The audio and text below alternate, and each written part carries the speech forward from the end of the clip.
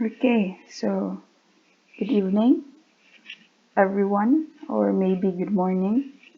Um, this is lecture 23 entitled Rizal's Retraction, or dito pag-uusapan natin ang document of retraction which is supposedly isinulat ni Rizal.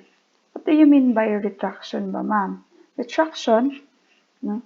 According to Mr. Google, that's the action of withdrawing something back or back in, a withdrawal of a statement, accusation, or undertaking. So, from this definition, masabta nato na ang meaning ni ay sa document of retraction is a document written with the purpose to withdraw something na imong gistorya before, or kung dili man ganing gistorya, gibuhat, accusation, ang imuhang words. So, a document of retraction is a document supposedly daw nagisulat ni Rizal before siya namatay. This discussion is directly connected with lecture 22. Siyempre, no, kay sunod man siya sa 22, lecture 23. So, a document of retraction is a very controversial na topic in Philippine history because if tinuod man gani si document of retraction, if tinuod man gani na nagsulat og document si Rizal which withdraws whatever ihang gisulat against sa church, against sa mga pari, that means different di ay jud si Rizal sa kung unsa ang image na ato ang nahibal-an sa iyaha. So, ang atong hisgutan karon is unsa ang argument sa both sides. Which both side, ma'am? Argument sa katong motuo na tinuod ang retraction o katong dili motuo na tinuod ang retraction. So, this is just presenting the two sides of this controversy or this issue. Kung tinuod ba ang retraction or dili. So, here is supposedly the original copy of the retraction document. This is supposedly in the handwriting ni Rizal and iyaha jud ang pirma sa Rizal and pirma sa duha ka witness. Okay, so basahan na to iyang English translation. The retraction, so mao daw ni ang sulod sa document na gisulat ni Rizal. I declare myself a Catholic, and in this religion in which I was born and educated, I wish to live and die. I retract with all my heart whatever in words, writings, publications, and conduct has been contrary to my character as son of the Catholic Church. I believe and I confess whatever she teaches, and I submit to whatever she demands. I abominate Masonry. Note the word abominate. I abominate Masonry as the enemy which is of the Church and as a society prohibited by the Church. The diocesan prelate may, as a superior ecclesiastical authority, make public this spontaneous manifestation of mine in order to repair the scandal which my acts may have caused, and so that God and people may pardon me. So here, no? Note, in this document, ni ana daw si Rizal na I declare myself a Catholic, and in this religion in which I was born and educated, I wish to live and die.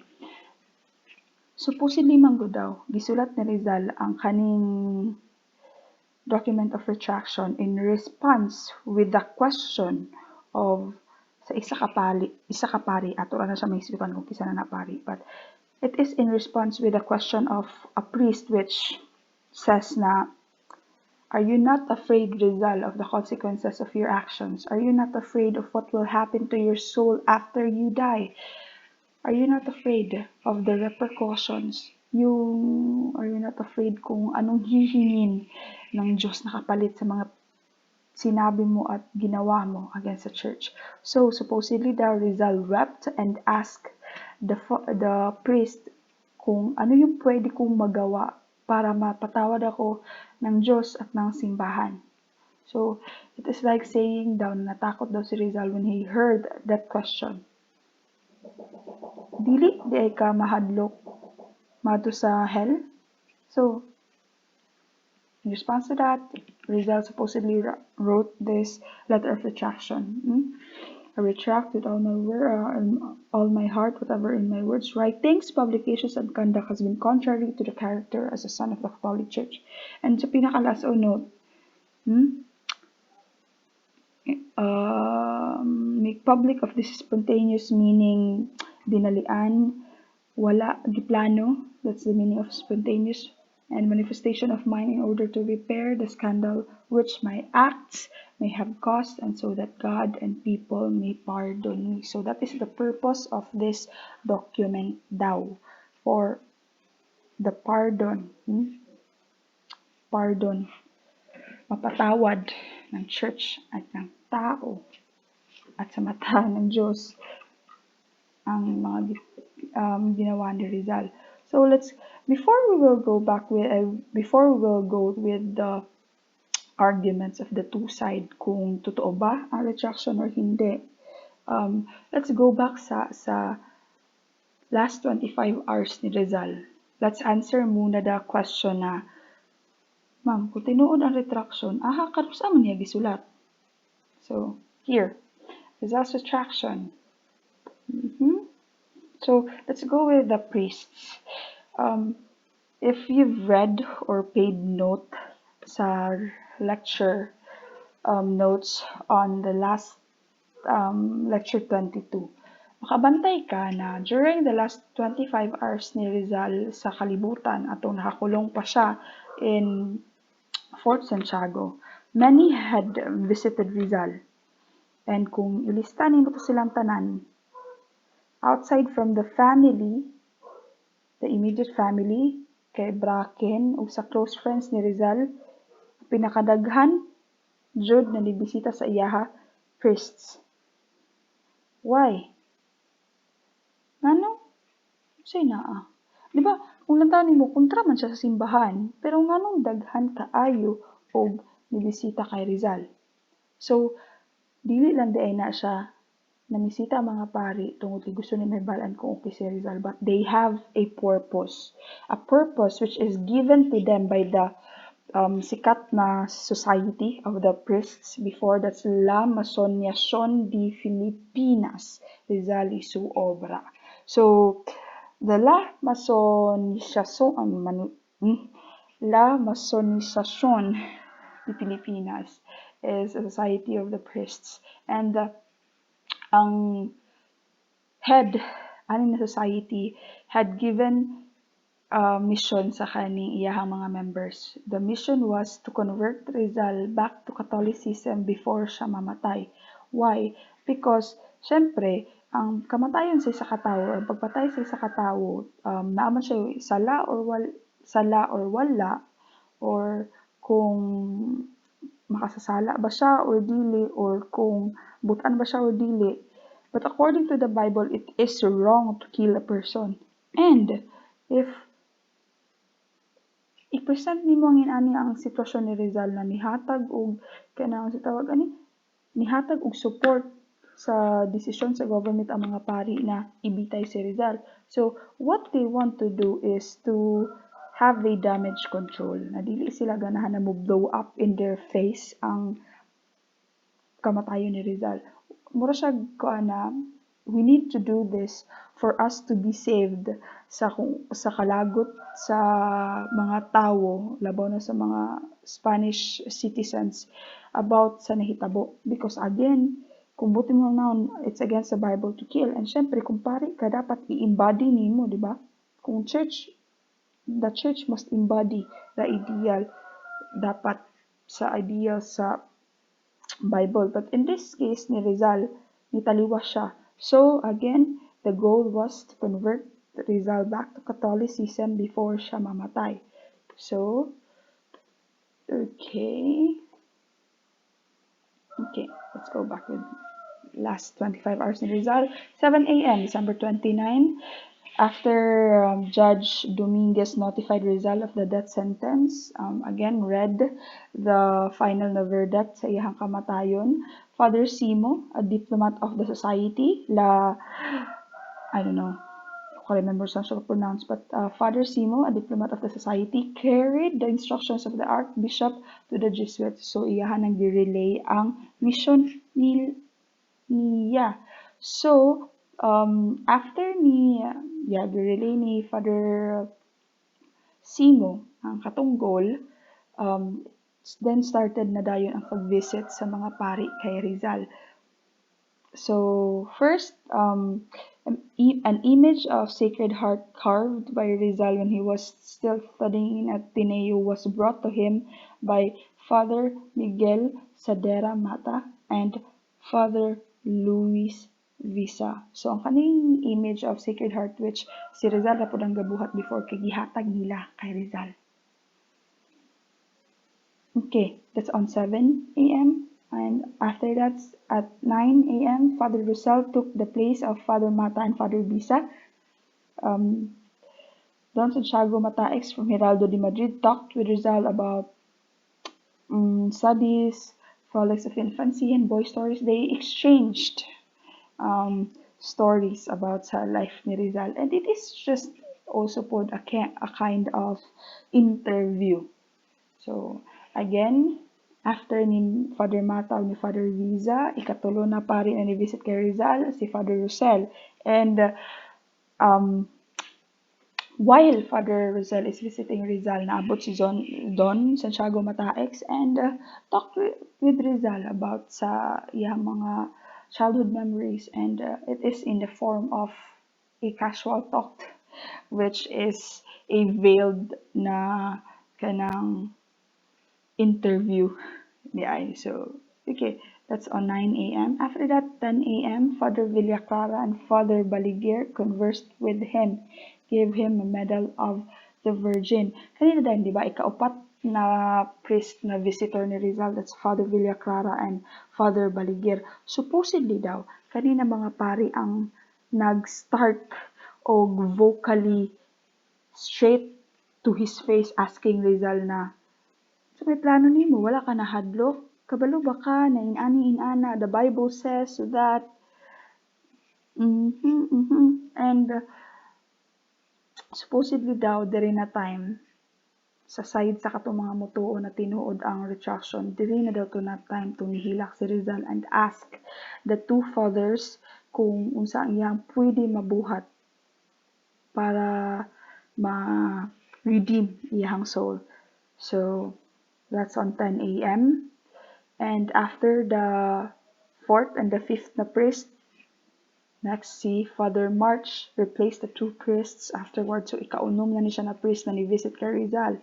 After that, lunch with Don Manuel Liego, the civil governor of Manila, and Father Faura, that's the 7th, diba?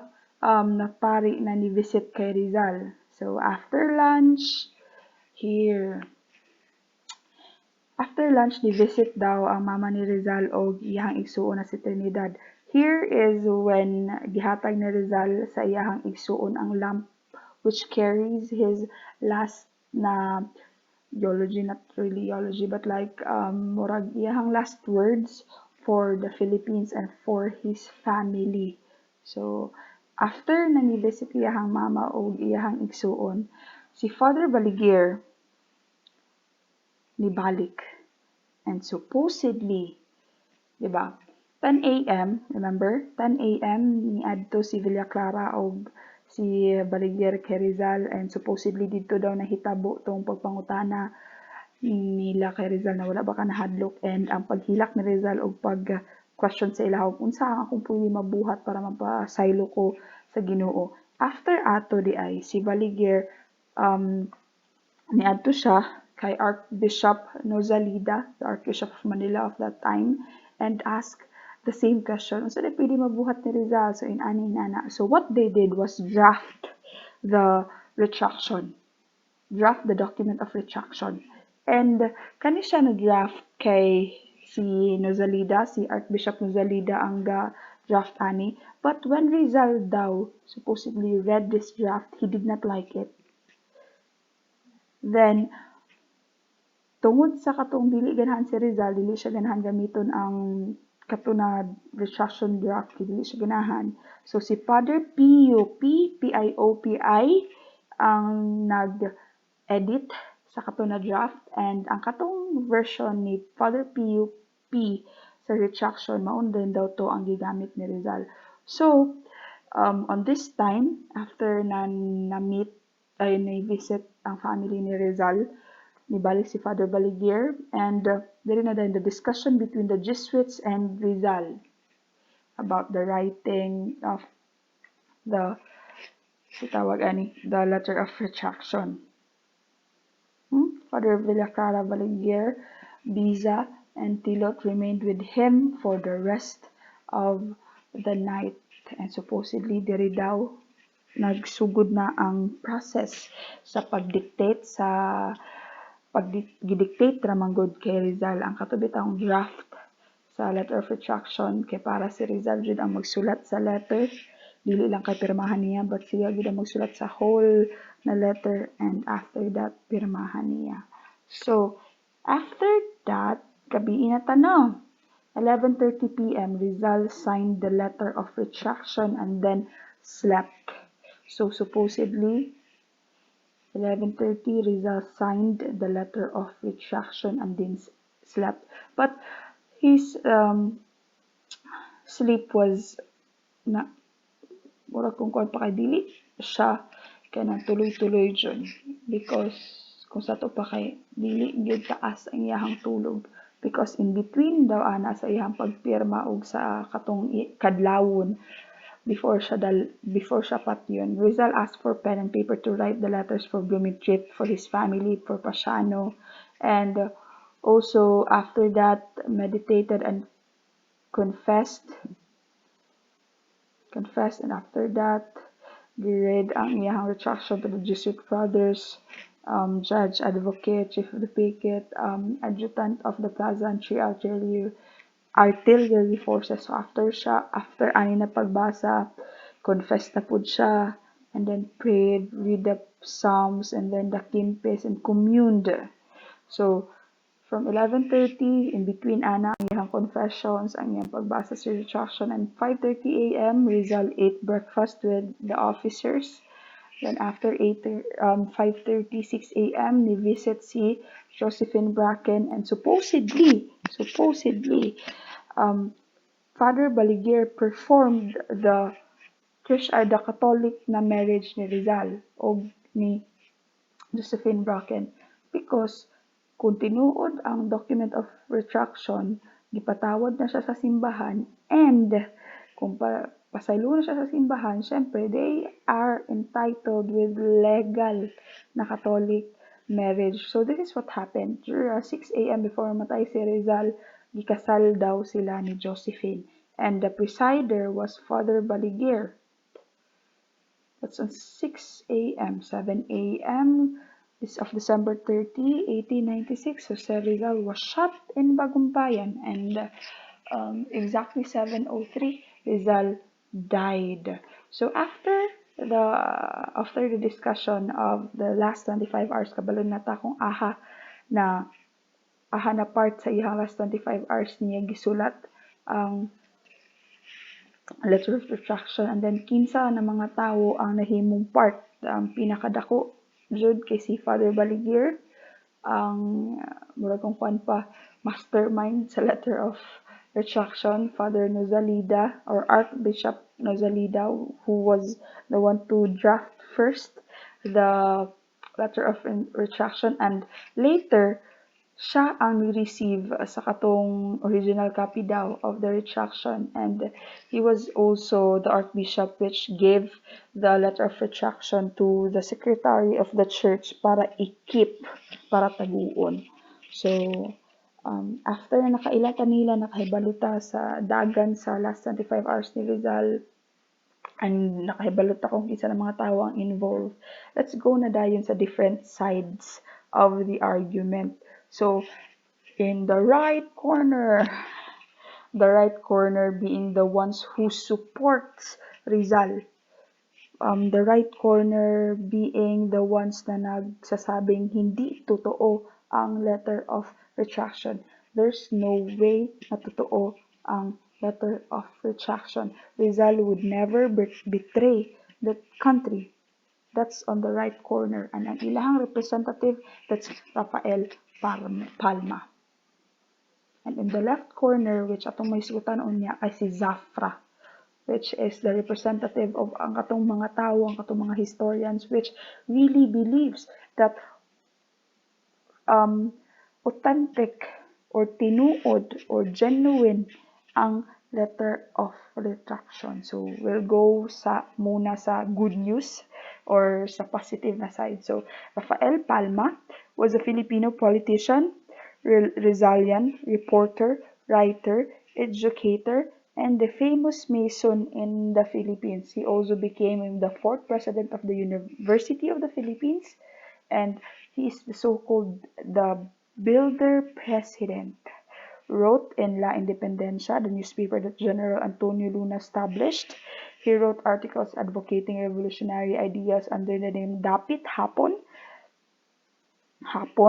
Robert Paul, and R.P. Villa. So, in 1938, Rafael Palma once again proved his literary talent. He won the first prize in the national contest on the biography of Rizal, conducted by the Commonwealth government. So, the argument ni Palma about sa pagkadili tinuod sa document of retraction has 5 parts. Again, ang argument niya is divided into 5 parts, and the first part is ang iyahang critical examination of the booklet released by the Jesuits.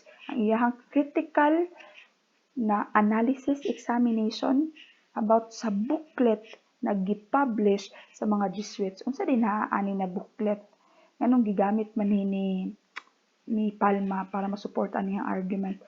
First, this booklet is a booklet which kanang compilation bitaw siya sa mga accounts sa katong mga pari o katong mga guards which supposedly nakakita, nakadungog o nakawitness sa pagsulat o pagpirma ni Rizal sa letter of retraction.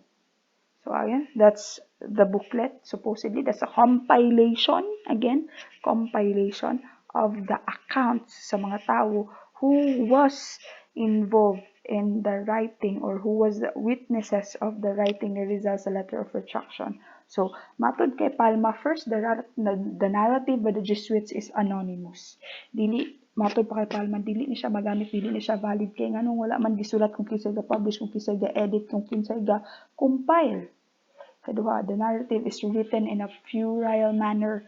It reads like a story designed for children. So, para sa iya kay mura na storybook. So, it is written in very simple manner and then that's it. Katulo, the narrative has a lot of inaccuracies. Para sa iyaha ang naa sa booklet, kidaghan kaayong dili sakto. Dili mutugma sa kung unsa ang giingon sa iyahang family, kung kinsa iyang mga namitan na oras, kung inani inana. So daghan kaayo og mga tawag ani daghan, excuse me kachot lang ha. Nalubat. Okay. So daghan daw gid kaayo og mga informations which is inaccurate, dili siya mutugma sa uban pag yung mga gipang storya labaw na sa mga close friends and family ni Rizal. And syempre, when writing history, if ang source gani sa isa ka libro or sa isa ka account kay dili ma-validate, that's supposedly not a valid na source kung dili ma-validate, kung dili ma-check sa uban pa gyud na source. So after kaupat, the narrative contains a portion of details and exaggeration. Ang booklet daw kay exaggerated ra kaayo. Last, on the first part, the narrative does not mention that the document of retraction was signed by Rizal with witnesses. Eto talaga. Gi-point out yun niya na kung kanina mga tao kay nakakita jud sa pagsulat ni Rizal, ano wala man sila kabalo na si Rizal jud ang gasign o na ay duha ka pari excuse me, na nag-witness sa retraction. So that's on the first part sa argument ni Palma. Kaduha, other publications outside from the booklet, other publications, this is in the form of the La Muerta Cristiana del Dr. Rizal 1907.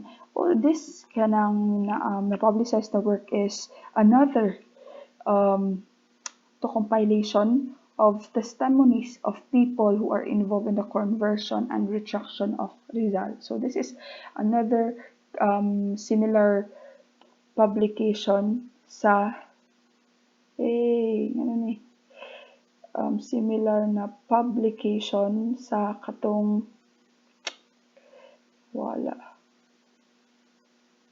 similar na publication atong sa booklet. Okay, here na ta, here, sorry. So, sa kanila Muerta, ang sources daw or ang evidences na gigamit para masulat ni siya kay recycled. Meaning, ang gisulat sa uban, gisummarize ra, mao'y gibutang sa La Muerta. So, first, what do you mean, ma'am? First, the La Muerta was published in local, nag-carry siya. Or, again, just what I said, it just kanang carries kanang mga information from publishing or mga essays or mga works which na-publish sa local press sa Philippines and in Spain. And kung kuan pa kay mura gyud siya og summary lang, walay bag-o na kanang sa tawag walay bag-o na mga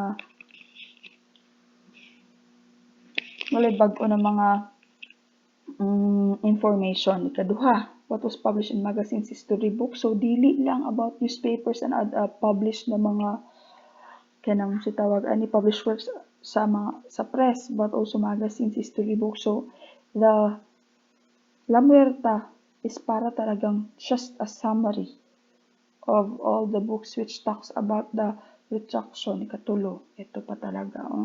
The notarial minutes duly authenticated of the declaration given by persons who visited Rizal in the chapel or who intervened in the act of his retraction and conversion.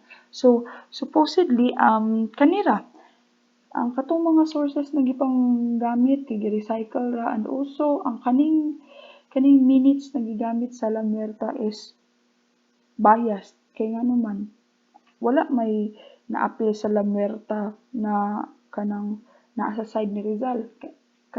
Puro man naa sa side sa Spanish, meaning mga pari, ang katong mga Guardia Civil. So, biased daw ang La Muerta. And also, it does not have a real value daw or walay tarong na content. It is just a summary. So, para kay Palma, dili pwede gamiton ang katong booklet na giprint sa Jesuits o kaning La Muerta na published work to tell us that tinuod ang letter of retraction. So that's the second part of the argument ni Rafael Palma. Katulo, eto, the Coetanius acts in accordance with the belief of Rizal's retraction. So ito yung pangatlong part ng argument ni Palma, bakit hindi totoo, yung mga actions ni church after na namatay si Rizal. Something's fishy. It does not add up. It is yung mga actions, these actions, kay dili daw action sa church na namatyan og kanang bag-o lang nibalik sa pagtuo. Gets mo? Naa sila yung mga actions na naay decisions, actions ang church na dili muswak sa ilahang mga ibang storya. So first, secrecy of the document. Kung tinuod man gani nga naay letter of retraction, ngano daw wala giprint dayon. So nganong gitago pa man? Nganong ang katuramang silang Nozalida, Baligel, ang CPUP, nganong sila raman ang nakakita? So, it does not add up. Kaya kung tinuod na naay letter of retraction, they will show it off. Diba? I-print sa tanang newspaper, kung napay TV dadto, kung napay print screen, i-share sa Facebook, sa Twitter, sa Instagram. Pero what happened was, it was kept a secret. And you can really question na, if it is genuine, why hide it? So that's on the side of Palma. Ikadawa, denied petitions of Rizal's family for the copy of the document of retraction and marriage certificate. Eto pa, denied and denied and denied and denied again and again yung family ni Rizal when asking for a copy of the document. Syempre, because supposedly they are entitled for that because Rizal is an immediate na sa tawag ani kanang family member nila, and also kung boto na hunaon kung sa ato pa na time kay iya ba yung beneficiary iyahang mama. So napa jud dili lang ang copy sa letter of document of retraction but also the supposed, diba, gikasal supposedly si Josephine Bracken and Rizal in response with Rizal's writing of the retraction. Pero nganong dili man sila tagaan og copy sa marriage certificate? Ngayon dili man tagaan man, ngayon dili man lang tagaan si Josephine Bracken. So katulo, secrecy of the burial. What do you mean by this, ma'am? After manggod na namatay si Rizal, the ones who buried his body was not his family, but the church. Ma'am, nga naman, because the church says that the Catholic Church takes good care of its children. So, to give proper burial daw kay Rizal, ang church ang nilubong sa iya. And after so many years pa, iha pa nahibalaan sa family ni Rizal kung aha siya gilubong, na iha pa day nabalihin sa sila ilharidyo at kung sino ilan ninyo as luneta karon. So, after the secrecy of the burial, kaupat, no masses were said for his soul or funeral held by the Catholics. So, walay fanfare, walay dakong event in the church celebrating sa pagka-Christian sa martyr sa independence movement. Kalima, Rizal's indecent burial buried in the ground without any cross or stone to mark his grave. Diba, naingon ko kaganina ng anong ang church ang nag-bury kay Rizal because they say that they takes good care of their children. But pag abot di ay jud sa katong gilubngan sa lawas ni Rizal, walay lapida, walay cross, wala, basta gilubong lang. And napa jud, ikaunom, Rizal's name was written on a special page wherein appear those buried by special orders. Here's the supposed copy ana niya. So, ang katong kuan murag order sa pagbury kay Rizal was not recorded properly in the katong sa kung sa tuwa pa kay logbook bitaw sa simbahan, but it is just parang inad lang doon. So, kung gusto sila mahibalan sa uban na sila ang naglubong kay Rizal, why not properly record it? Kapito, no moral motive for the conversion. Ito talaga. It is this part of the argument ni Palma pertains on the convictions ni Rizal sa iyang batasan. It is like asking na kailan man ka ni Rizal, mo-convert ba day siya, mag-retract ba day siya, kung kailan ka niya, you would really say na dili. So, that's on the third part. Karon fourth part na ta. Fourth part sa argument ni Palma ha, here. It is connected with the last na bullet sa third part. Why would Rizal renounce his religious ideas and his glory? Reasons why retraction can't be believed. So, first niya, what would he gain if he was converted? Heaven? Although Rizal believed in God, he did not believe in heaven as a result of long study and meditation. So, continue nag-retraction sa purpose ato. That's the first answer. Kaduha, what harm could it bring to him if he was converted? Or what good could it bring to him if he was converted? Siya, dili siya patyon kung mag-convert siya. O tagaan ba siya 1 million? O tagaan ba kwarta iyang family? Tagaan ba og kanang sa insurance iyang family pag mamatay siya, pag mag-convert siya? Di ba wala? So, ikatulo, doubts on Father Baligir's influence to Rizal. Here, Father Baligir, diba, supposedly was the one na mastermind aning letter of conversion siya ani adto sa part B siya para mag-draft, para mangayog draft, siya ang naghatod balik kay Rizal, tapos pag after nabasa ang katong first draft, dili ganahan si Rizal, siya na pud ang nagpa inana. But Father Baligir is nothing exceptional. Dili daw bright, dili daw ilado, dili daw cunning, dili witty, dili wise daw si Baligir.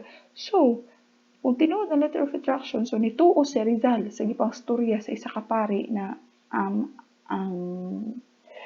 mediocre or like average lang. So, Father Baligir was a simple missionary who might have sufficient intelligence to convert pagans and ignorant persons, but not to change the ideas of Rizal on matters which Rizal had investigated and studied more profoundly than many priests. Rizal was conscious of his intellectual superiority. Kabalo ba kita ni, nanabig yung pagka-narcissist si Sir Rizal over many of his former professors, and to pretend that Father Baligir converted him with arguments of old school or kanang mga usual na pangutana ba? Usual na kanang ginaingon jud na wala ba ka nahadlaw kung matay ka kataingon.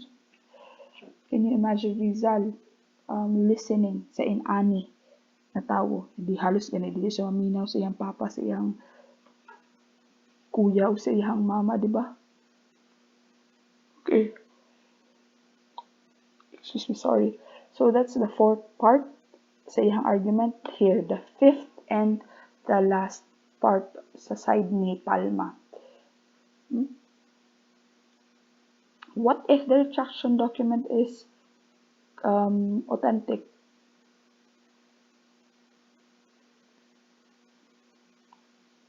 No, last niya na argument or last part sa iyang argument, ang pagtubag niya sa pangutanan, what if the retraction document is authentic? So, Rizal's handwriting and signatures. If it could be proven that the text as well as the signature of Rizal is genuine and authentic, if na if it could be proven. So that's according to Palma.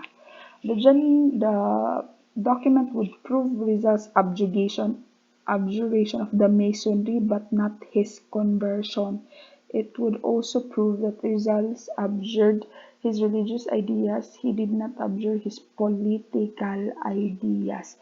So kung tinood man ang retraction, it doesn't mean about it doesn't devalue, it doesn't lessen the value sa iyang mga plano para sa independence sa Philippines. Ikadua, marriage contract. The certificate of canonical marriage of Josephine Bracken with Rizal has never been produced, withstanding the demands of the family of Rizal.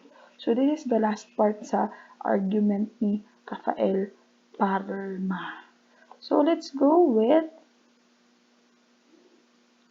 Zafra.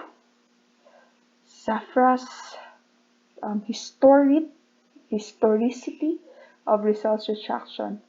So, dere, ang kani magungong sa side ni Zafra. Okay? It is more on based sa facts, based sources, based sa kung unsay tangible na iyang makita. Dili siya parehas kay Palma na kung kailan ka kay Rizal, dili ka makahuna-huna na magbuhat niya, inana. Kani kay Zafra, it is more on technical. Sa sources, i-validate niya ang mga nagstorya na tinuod, nag-validate siya sa nagstorya sa wala, nag-validate siya sa accounts, nag-validate siya sa records. So, diri based ang argument ni Zafra is based on what he gathered. Okay, so first part of Zafra's argument, ang iyang side kay tinuod. Ang iyang side is the left corner. Against ni siya kay Rizal. Against ni siya sa thought na wala yun na-convert sa Rizal. So first, Zafra is a Filipino historian and educator, so meaning teacher, professor emeritus of history at University of the Philippines. He died on January 7th, 1979, and he died as a president of the Philippine, He died, he became a president of the Philippine Historical Association in 1962, and also he was a recipient or nakadawat siya sa Culture Heritage Award of 1969. So in his argument, ngano makaingon man ka na bugat ang isa tawag ani argument ni Zafra. Bugat jud ang argument ni Zafra na tinuod ang si tawag ani ang tinuod ang letter of retraction because it is based on tangible na sources. Makita ang iyahang sources, makita kung aha base si Zafra. Okay. Ang gigamit ni Zafra to authenticate the sources na nag-ingon na tinuod ang retraction is historical methodology. So, by historical na process ang sitawag ani pag-argue, pagsulat sa argument ni Zafra. Certain conditions in delving among all documents, genuineness, authenticity of the document, accuracy of the writer, author's truthfulness, and good faith. So, diha based ang argument ni Zafra. Okay, so let's go with retraction. Sa gipang storya ni Zafra about sa retraction. And here, iyahang sources sa iyahang argument. First, documents na ay matod pa kay Zafra na ay valid and genuine documents which supports that the existence of the retraction. So the documents includes accounts of 3 witnesses, ratified and notarized declarations na nakita nila na sila dadtoan na lugar ana. Katolo, accounts from the newspapers that time. So meaning na ay mga published articles about sa nahitabo. So gigamit pud na ni Zafra sa iyang argument kay para sa iya wala mag-right kung dili legit or wala gyud na siya nadungog or wala na hitabo during the time. So, okay. The accounts na nagpamatuod na tinuod ang retraction kay gisulat sa following. First, Father Balaguer. He was the one again to deliver the document to Father Pio, who delivered to the Archbishop Nozaleda, who delivered it to the Secretary Gonzales Fejo of the of the church. Kaduha, Captain Rafael Dominguez. Katulo na tawo, Father Visa. Kani sila again ang mga tawo na naghatag og account or ilang account kay nag-talk about sa retraction. After that, Father PUP, siya again ang nag-draft sa katong gigamit na letter of retraction ni Rizal. Next, Silvino Lopez Tunon, naapa si Archbishop Nozaleda, napagyud. Gaspar Castano, napagyud. Father Russell, napagyud. Louis Tavel de Andrade. So, Louis Tavel de Andrade was the defense lawyer ni Rizal, remember. So, si Gonzales Fijo, siya ang katong secretary sa church na gipatago sa katong gibuhat. So, okay. So, kung lang tawo nimo, diri pa lang daan, bugat jud ang argument ni Zafra. Kaya nga naman, daghan man kaayo og accounts which tells na tinuod. Okay. Diba? Na ay document sa taas, eto pa na ay argument. Ang kay Palma manggod, ang kay Rafael Palma na arguments kay dili kanang professional pagkabuhat yang arguments, dili based on sources dili supported by facts. And also, Palma did not question genuineness o genuineness sa katong papel sa katong nagisulat ni Rizal. Wala na gi-question ni Palma para sa dili yun na imagine na wala na gi-present og apil ni Palma. Wala na niya gilantaw og apil basta para sa iya close na ang huna-huna na dili jud tinuod ang retraction. Apa? Ang katong mga accounts na gipangbuhat nilang Baligyer og Captain Dominguez, reasonable level of accuracy. Next pa, ang for Father Rizal, vagaries of memory. So, kung nataon nimo kani daw kay Father Baligyer of Captain Dominguez na account about sa retraction kay magkatugma or like kung kuan pa kay dili nila i-cancel out ang ilahang mga gipang storya ba. And also for Father Biza kay naay kanang ihang account kay mura jud nahitabo or like ang pagka-present kay kana jud in a manner na nahitabo og na-experience jud sa writer. So after that, are the authors truthful and in good faith? One must study his or his characters. So after niya gilantaw ang katong si tawag ani ang documents, ang arguments, ang accounts diri na dayon gilantaw niya ang katong mga author or mga kinsay gahatag sa mga statement tinuod. So para sa iya the persons kay good dapat og reputation, background, and he finds that the priests who wrote against Rizal kay mupasar diring dapita. Okay, so let's summarize gamay no.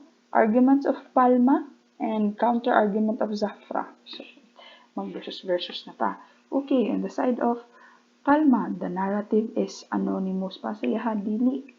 Nganong wala man giapil ang ngalan, nganong wala may name ang narrative. Para kay Zafra, if document is genuine, the identity of the author is not important. Kung tinuod ang document, dili na necessary na ato pang i-validate kung sige sulat. So, according to Zafra, balik ta kay Palma. The narrative is composed in such a puerile manner that it reads like a story intended for children. Para kay Zafra, containing some puerile matters does not invalidate the document. So, it does not matter para kay Zafra. Katulo, the narrative does not mention the document of retraction was signed by Rizal with witnesses, but nevertheless it appears signed not only by Rizal but by two witnesses as we can see in the picture, di ba? Nagipakita na ako kaganina before sa English translation of the retraction. Ang matod kay Zafra, omission of certain details in a document is per se not the valid cause for rejecting the document. Next, matod kay Palma, if from the conversion of Rizal we pass to other parts of the booklet, we would see that it does not deserve credence because the facts it narrates have not been conscientiously investigated. So whatever man ang gigamit na sources or gipang storya sa katong booklet sa mga Jesuits kay wala daw gitarong og investigate na.